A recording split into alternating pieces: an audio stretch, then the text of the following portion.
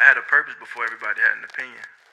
The 0-2 pitch, swing and a miss, struck him out. You want Philly?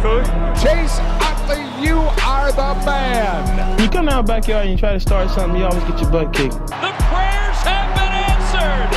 How about those Eagles, baby? And Rio Muto can run for days. Can you feel what's about to happen on this field, man? A perfect game. Roy Halladay has thrown the second perfect game in Philadelphia Phillies history. All right, we are back with another episode of Philly Talk here. And throughout the week, I'm not going to lie to you, I was thinking about how I wanted to go about, this week's Philly Talk episode. Mainly with the format, because as I was taking my notes for what was good from these games this past week, what was bad, I was like, man, it feels kind of weird to do this format with baseball because it's like, a lot of the stuff I talk about in the good, there's also stuff to talk about in the bad because, there's all these different games happening. Like, for example, in the good, I could be praising one player, and then in the bad, I'm talking about them as well, and it's because, they did well in one game and didn't do good in another. So I was debating if I wanted to stick to the formula, but for now, I think I'm going to stick to the formula, especially because I find it as an effective way to really split things up and give talking time and for me to remember certain talking points, but this past week of games for the Phillies was very confusing, man. It was very confusing, and let's just get right into it. Let's talk about what was the good to start off.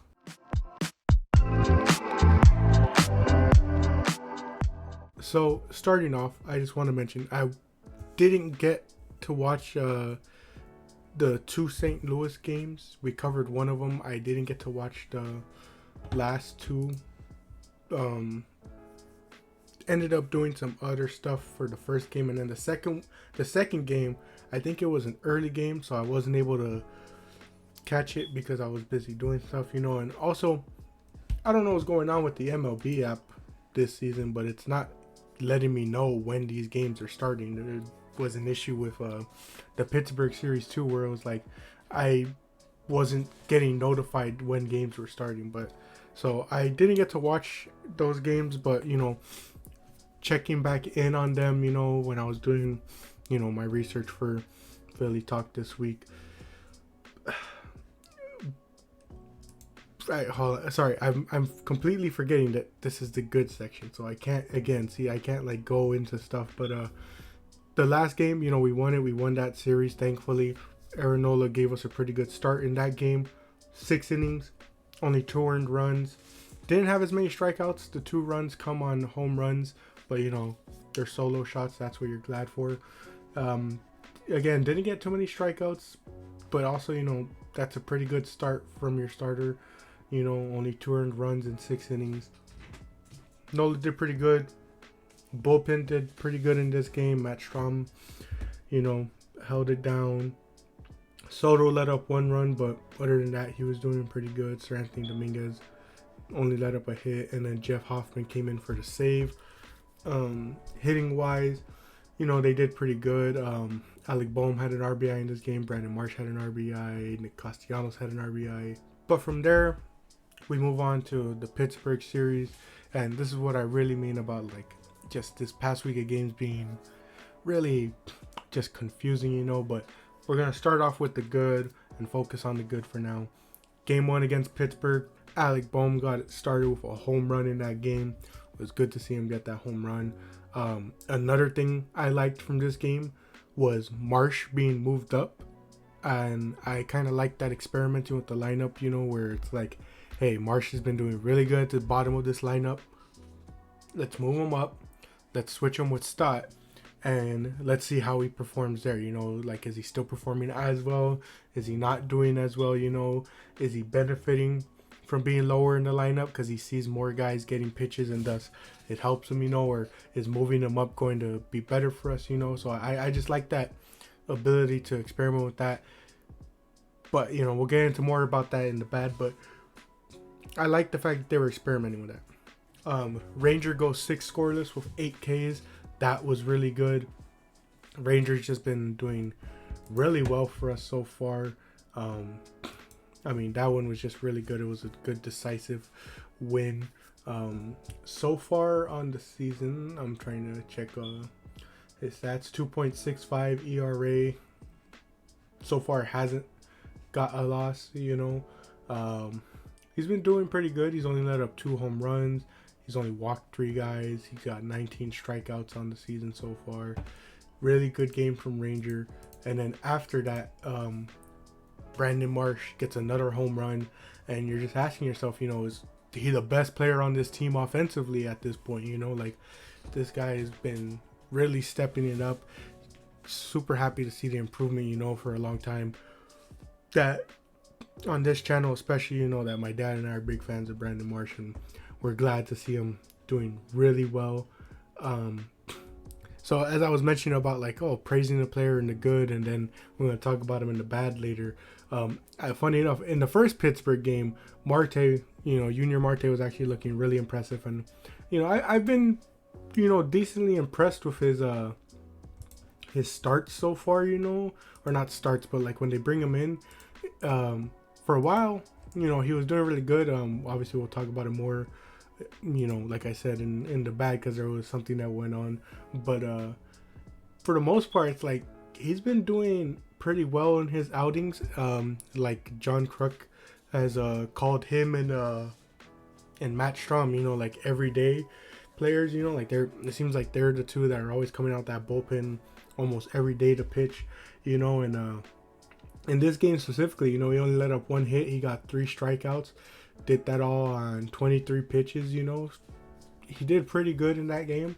In the previous ones, I know we didn't talk about him too much, but in his previous appearances too, it's like he did pretty well of, holding the game where it was at. Especially, you get that misplay on the Nick Castellanos play, which leads to him getting a double. And it was really funny that he didn't think it was landing, and then when he saw the misplay, he immediately starts hustling, gets that double, and Stott makes him pay with a home run from him. That was real nice to see. That was a real good definitive win in game 1. I think we ended up winning 5-1. Again, Ranger was really well, and most of the guys played pretty well there. Game 3 against Pittsburgh, we saw Kyle Schwarber lead-off bomb. Always love to see those.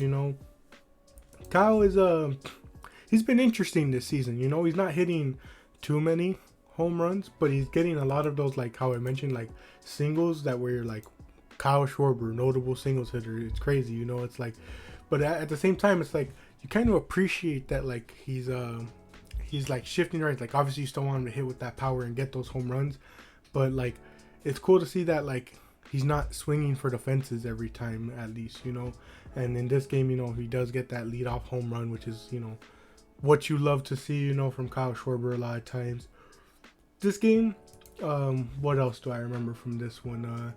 Castellanos was kind of getting into a groove this game. He had 2 hits, 2 RBIs. Did have the 2 strikeouts, but he was responsible for 2 of the RBIs in this game. We ended up winning this game 4-3, so it was a bit of a closer one. The other RBI, of course, comes from Alec Bohm, who, was also doing pretty good. Sorry, I've just been blanking on this. Getting back to my notes so I can refocus. Castellanos, one of those RBIs comes from the walk-off, of course.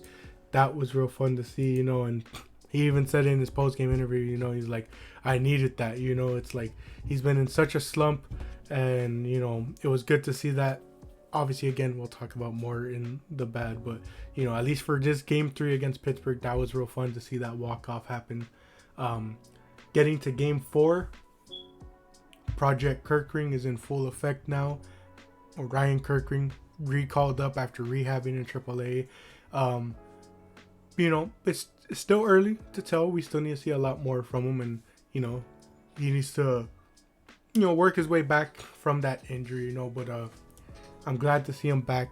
I'm one of the fans that's like open to give him this shot, especially because he's so young, and there's so much potential. A lot of people it becomes so difficult to talk about what happened last season without getting angry, especially because like at this point, it's like I'm more frustrated with the way the fans react to that loss, you know, in the NLCS. And it's like people keep trying to throw blame in one direction, and it's like they fail to realize it's multiple things, you know, and like they fail to look at the context of everything, you know. It's like people want to put a lot of blame on you know, Ryan Kirkring for the way he performed in some of those latter games in the NLCS, but it's like the guy was a rookie, you know. He went through all levels of the minors before getting called up towards the end of the season, and people are expecting this guy, you know, to like what do you expect from the guy? He's a rookie, you know. He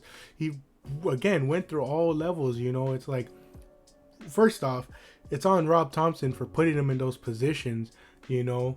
And like secondly, it's like it's a rookie that is having a lot of expectation. I know we've seen rookies, you know, do pretty well before, but like, I don't know, I just feel like a lot of people, you know, just kind of put that weird expectation on him and kind of ignore the fact that it's like you're getting more mad at the rookie than the seasoned veterans who get paid millions that went, you know, cold in the last couple of games of the NLCS and, you know, couldn't hit for the life of them. They couldn't even get an infield single, you know. It's like it just becomes frustrating to talk about that stuff, because like there's so many different, you know, things that you could just talk about what went wrong, what went good, you know. But getting back to the main point, you know, he's working back.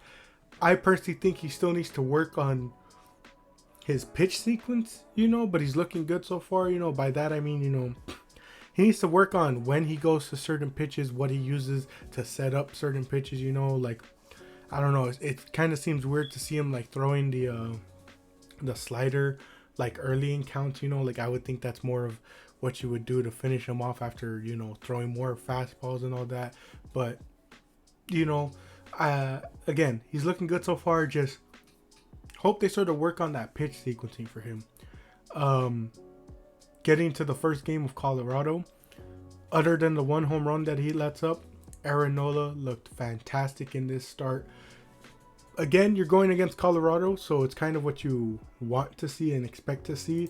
But, you know, that still isn't going to stop me from giving praise. You know, he went out there and did what he needed to do. Aaron Nola went 7-1, I believe. Like I said, only let up the one run, only let up one walk, 9 strikeouts. Right now, Aaron Nola sits at a 3.47 ERA now. He went to 99 pitches. That was the crazier part. But yeah, so he did pretty well. I'm still a bit confused on the way they use different pitchers in the bullpen, because after that they brought in Alvarado and then Hoffman to like sort of hold things down in the ninth, and it's like it's just a bit confusing to me, like the way that they use, like, again, like I mentioned it, I think I mentioned the season expectations. I like the fact that they're, you know, so open with their bullpen about where they want to use them and being so open to like put them in these different spots. But like at the same time, it can be confusing when, you know, Alvarado is one of the better pitchers in this bullpen and you're only using them for, you know, 2/3 of an inning. But, you know, pretty good to see him go out there and do well. And then Pache gets that walk-off. We shouldn't have been in that position, but, you know, you're still glad to see us win it, you know. Nola does amazing, but doesn't get a decision because, you know, we'll get more of that in the bad. But happy to see Pache walk it off, you know, was real fun. Brandon Marsh, I don't want to make it seem like I'm, you know, super fanboy, but like a lot of people have been mentioning it too, you know, just the ultimate teammate, man. He's always there supporting his guys. He's like the first guy out there every time there's like a walk-off to, you know, celebrate with the guys. Really good stuff there. But with all the positives, that doesn't mean there also isn't negatives.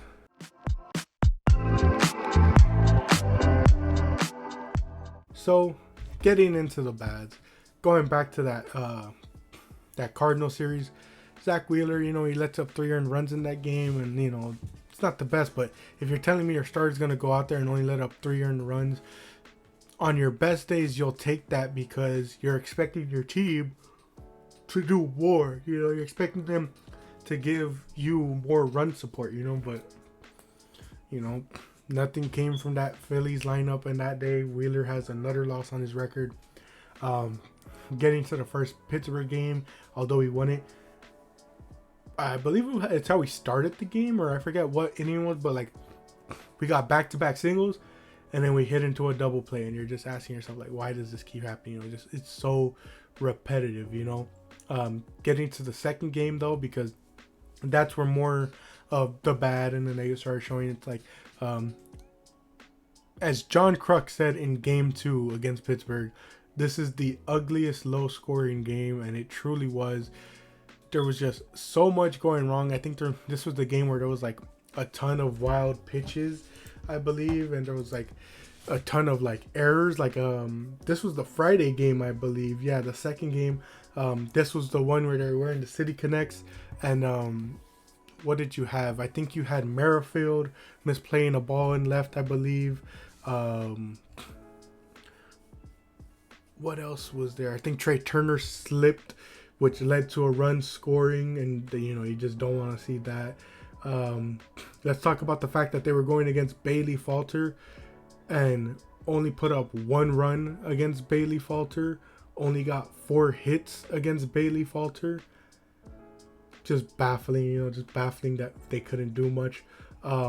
Pitching wise for us, Christopher Sanchez, I mean, he only let up 1 earned run in the 6 innings that he was pitching, you know, 6 strikeouts. Was doing pretty good. And then, you know, like I mentioned, you know, with in the good parts, Marte, despite having some good outings, he really struggled with his command in this game, especially. He let up 2 hits. One was a you know, earned run there. He walked 2 people. It was like he was really struggling with his command and really struggling to do much out there. And then you know, Ricardo Pinto kind of struggled a bit, letting up 2 earned runs. We lose this game 5-2. Yeah, and again, like he John Kruk said, this was just one of the ugliest low scoring games. There was just so much going on, and again, it's like a lot of the guys weren't doing well. You saw a lot of strikeouts. You saw them, you know, just hit into a bunch of ground outs, especially. And you're just like, man, what is going on with this team in this game? It was just an overall horrible display. Game 3 against the Pirates, that was the walk-off one. That's the one that Castellanos walked off. The only sort of bad note that I have there is just looking in the 9th inning. What was that at bat, Harper? Oh my gosh, that was probably one of the worst at bats of the season so far, where he literally could have gotten walked if he wasn't swinging at all these pitches that weren't even close to the box. You know, it was like, it felt kind of like he was trying to get that win for them, you know, and it just kind of backfired because, my goodness, that at bat was pretty terrible. Getting into game 4, Wheeler was doing pretty well until that 6th inning. You know, man, I just don't know what went on. He lets up that grand slam. Not what you want to see, you know, but for the most part, before that, he was doing pretty well, you know, like he had gone the previous innings and was doing really well. He had 10 strikeouts on the day, but my goodness, man, he lets up that grand slam, and again, it wouldn't be as bad if the offense was actually doing something this game. You know, we saw a home run from Trey Turner. It was cool to see that. Brandon Marsh had a triple, and then Trey Turner had like another RBI. I think Trey was responsible for both RBIs in this game. Or yeah. But man, they really struggled this game. 2 ugly losses to the Pirates. The only cool thing about this game was Andrew McCutchen, you know, getting that big home run. Glad to see him do it. You know, Kutch is always going to be well remembered for his time here in Philly. And, you know, I think they were even mentioning on the broadcast how, like, you know, when he got injured, it really sort of messed a lot of things up and derailed things here. But, you know, we always remember his time here. And, of course, you know, that was the fun part of that game. But, again, 2 really ugly losses to Pittsburgh. And then we move on to Colorado. Again, want to quote a line from commentary here. This is a team that was expected to average 5. They're averaging 3. Of course, they're talking about the amount of runs they're scoring, and yeah, they have really struggled. I mean, like we said, they struggled against Bailey Falter. You come into this Colorado game, they're facing off against Cal Quantrill, who was walking in with like a 7.2 ERA, I believe, and they couldn't get anything going. We won this game on a walk-off 2-1. This is the Rockies we're talking about. What are we doing here, you know? We let Cal Quantrill go out there, only let up 1 earned run in 6 innings, and then their relievers come in and we can't score against them. It's just like, my goodness, you know, like, what is going on here? You know, Nola gives you this really good game, and he can't even walk out with the win because this offense is struggling so much, you know? We talked about Harper having a pretty bad at-bat. Again, happy with the walk-off that he got. But Nick, what was that check swing? He checked his swing on a pitch that was all the way in the other batter's box. This is what I've been talking about this team, and it's why I said in the season expectations video why I'm really worried about this team, and why I have like this like looming sort of like I don't even remember how I described it, but just like this looming fear that like it can't keep continuing, right? All the mistakes that they've made these previous 2 seasons that have cost them, you know, their shots at winning the big one, you know, and advancing further, you know, as we're talking about last season as well. It's like they can't keep making this mistake, right? Like for the 3rd year in a row, they can't keep making these mistakes, right? They can't keep swinging at pitches outside the box. They can't keep, you know, making these mistakes. And then you see this, Nick Castellanos checking his swing on that pitch. I'm just absolutely baffled by that. And then of course you got to talk about the play at the plate. I know a lot of especially Philly fans will be like, well, why is this in the bad section? It's just, I mainly have it here mainly just because of the fact that like it was really confusing, and I just don't know how to feel about it, you know, because like they're showing all these different angles and you're really struggling to tell, did he get that foot in, you know?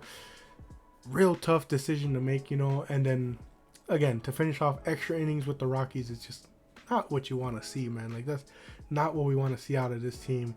Again, going back to that line, they're expected to average 5, at least 5, and they're averaging 3 out here, and they're struggling against a team like the Rockies, you know, who, yes, we got the win, but they're struggling to beat the Rockies of all teams, you know. They struggled in those Pittsburgh, and Pittsburgh's been a pretty good team so far, and I'm not trying to say they're a bad team, but it's like those were winnable games that you just threw away, you know. That one loss against St. Louis, you just completely threw it away. That final loss to the Nationals in that 3-game series, just threw it away, you know. It's like, it's just so difficult to watch this team and the mistakes that they're making, because it's like, you just keep making the same mistakes. How is it that we're in year 3 and so many of these guys are making those mistakes, you know? But let's just talk about moving forward and talk about what can we expect from this team going forward.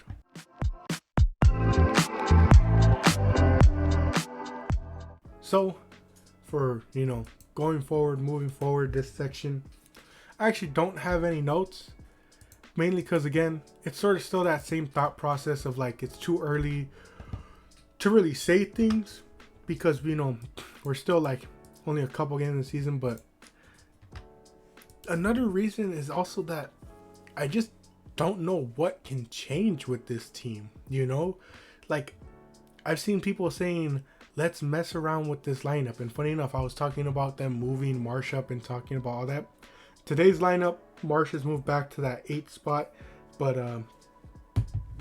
I saw someone say this thing, and I totally agree with it. It's like, everyone keeps saying, you know, to make changes, but the changes don't matter if it's the player themselves, you know.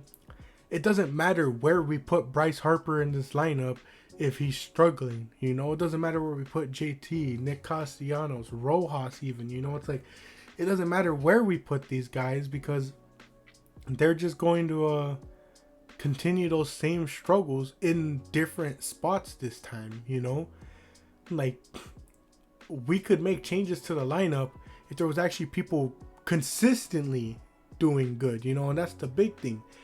yeah, Marsh has a couple good games here and there. Bohm has a couple good games here and there. We'll see Rojas go off for that 3-hit game like he did against the Cardinals. You know, it's like we'll have these different performances, but they never do it consistently. So you see Marsh or Bohm have a good game out there. You're like, oh, let's move them up in the lineup. And then next thing you know, they're struggling there, you know, or you move them down and they're still struggling in those spots. And it's just like, it's difficult to make changes to the lineup when everyone isn't hitting consistently, isn't doing good consistently, you know, like it's such a difficult thing to kind of predict what to do with this team because they're just struggling so much, you know. I told my dad, someone made this funny joke yesterday because yesterday was Jackie Robinson Day and, you know, everyone's wearing 42 and someone said, hey, whoever's number 42 on the Phillies, they can't hit. And again, it's just the whole team, man. It's the whole team. And I just don't know what to say for them, you know. It's like, I don't know what we can change going forward because, again, it's the lineup that's struggling. Like, pitching has been great. I think right now our starters rank somewhere in the top 10, maybe even top 5, top 3. I forgot what the graph or stat said, but it's like our starting pitchers are doing really well for us. Our bullpen is struggling at times, but a lot of them come in and lock things down like Strom and Alvarado, you know, and yet this offense can't do anything to support them. It's the Rockies. Aaron Nola gave you 7.1 innings and you can't give him any support so that he can get that win. Zach Wheeler has not gotten a win this season because despite his wonderful pitching, this offense can't support him, and it's just frustrating to see because, again, how is it that we're on the 3rd season of this experiment and you're still making the same mistakes that you are? You guys are still swinging at pitches that are nowhere close to touching the box. You guys are still trying to swing for the fences every single pitch and not just trying to get the ball through the gap on the ground, you know, like just something, you know, something. And you can't even look towards the bench. You try and put Merrifield in for Rojas, and it's almost like the same result. You try and put Pache in for Marsh or Rojas, and it's like you're not seeing anything different. You know, it's frustrating, but again, it's like you just have to kind of live with that sort of cope of like, well, we're at the start of the season, let's not panic too much, you know. But it's like we want this team to be good from the start. We don't want to wait till June, you know, especially because, you know, I mentioned in the last video when it was first brought up the news. It's now confirmed that Spencer Strider out for the season, you know. Frustrating to see as a fan of the game, you know. You don't want to see the best pitchers go out, you know. Really didn't want to see him have to go out. But, you know, if you're the Phillies, you have to look at something like that and be like, we have a shot. Atlanta's offense can carry them, but, you know, even the best teams need a good pitching staff, you know. And I've seen Braves fans, you know, saying that, like, yeah, you can go in-house, you know, and utilize their different pitchers that they have, and that can, you know, their offense can be enough to carry them. But come postseason time, you know, Braves fans are saying that they don't believe that that's a World Series caliber team with the pitching rotation as it remains, you know. So it's like the Phillies have to look at something like this and be like, for the first time in a while, we have hope at winning this division, you know. Like the Marlins are really struggling, the Mets are so, you know, the Nationals are still very young. The Braves are your main competition, and yet, you know, they're not capitalizing on it. Now they're 2 games back, you know, but it's like capitalize on it better, you know. And I just want to say, I know I said that, you know, about the Mets and the Nationals, they're still pretty close with us, you know, like they're still pretty close as of right now. Like I think we're only 1 game ahead of the Mets, 2 ahead of the Nationals, I think. But it's like, you know, you look at the directions for those teams, you know, it's not looking the best is what I'll say, you know. So it's like on paper, at least, you look at it and you're like, this is a really sort of, there's a lot of hope for this team to like do something and really step up and take advantage of the situation that they found themselves in. It's just a struggle to watch this all happen though. But with that being said, that'll just close us here. Just want to see better play from this team overall.